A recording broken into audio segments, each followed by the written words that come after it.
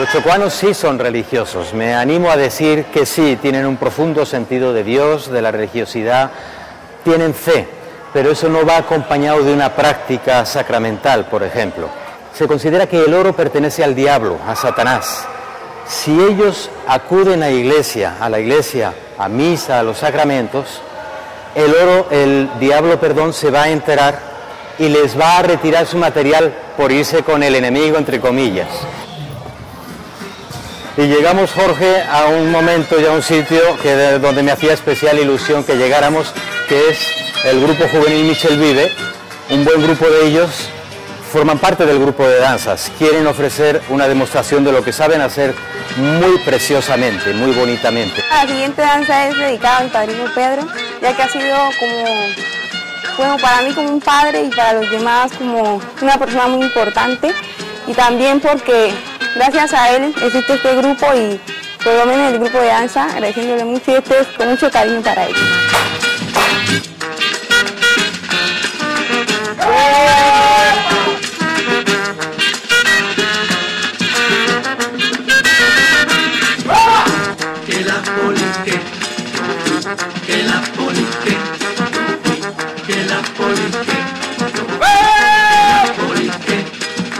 Esto es muy animado, es un espectáculo de vida y color enorme. Y después de 20 años viviendo en Colombia, ¿uno todavía echa de menos cosas de la tierra? Uno lleva su tierra en el corazón porque uno es de allí, pero el echar de menos con fuerza las cosas es cuando hay vacíos.